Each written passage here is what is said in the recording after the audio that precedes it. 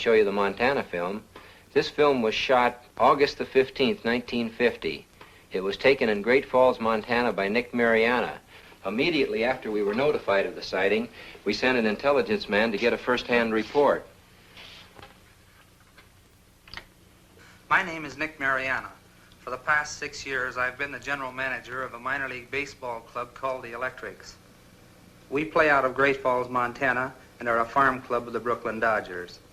On August 15th, 1950, at Legion Ballpark in Great Falls, Montana, after a couple of hours in the clubhouse office, I went up into the grandstand to call the groundskeeper.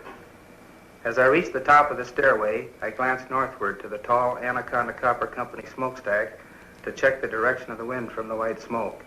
Force of habit, I suppose, because our outfielders use it as an indicator on defensive play. As I looked up, I saw two silvery objects moving swiftly out of the northwest. They appeared to be moving directly south. The objects were very bright and about 10,000 feet in the air. They appeared to be of a bright, shiny metal, like polished silver. Both were the same size and were traveling at the same rate of speed, which was much slower than the jets which shot by shortly after I filmed the discs. Suddenly, they stopped. It was then I remembered the camera in the glove compartment of my car. I raced downstairs, yelling for my secretary, Miss Virginia Ronick. The distance from the top of the stairway to my car is about 60 feet, and I must have made that in about 6 jumps. I asked my secretary if she saw anything, and she said yes, 2 silvery spheres. I unlocked the glove compartment of my car, took out the camera, turned the telephoto lens on the turret into position, set the camera at f/22, picked up the objects in the viewfinder, and pressed the trigger. The discs appeared to be spinning like a top and were about 50 feet across and about 50 yards apart. I could not see any exhaust, wings, or any kind of fuselage.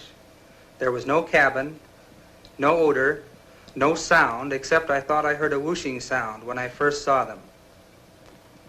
As the film clicked through the camera, I could see the objects moving southeast behind the General Mills grain building and the black water tank directly south of the ballpark. I filmed the objects until they disappeared into the blue sky behind the water tank.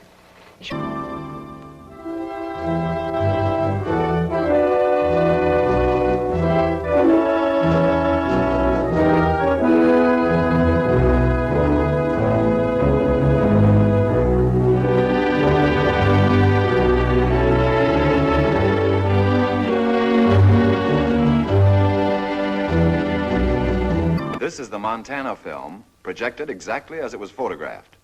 The objects are moving against a 25 to 28 mile an hour wind. This is the film in double frame or slow motion. A slight bounce in the movement of the objects as well as the tower is perceptible. This is due to the handheld camera. The film, analyzed frame by frame, shows the movement of the objects to be horizontal and steady.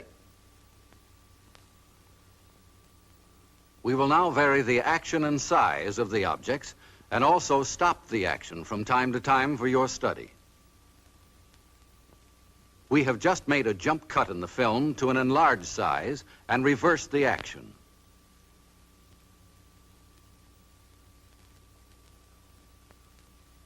You are now seeing the objects exactly as they were photographed, but from a closer perspective.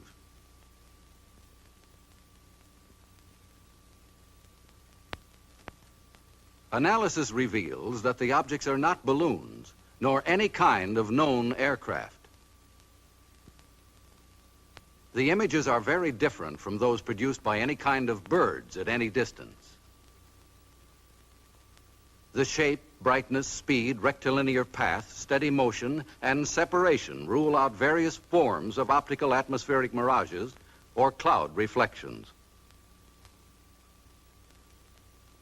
Comprehensive analysis has eliminated meteors and other known natural phenomena. The possibility of airplane reflection has been carefully studied and ruled out.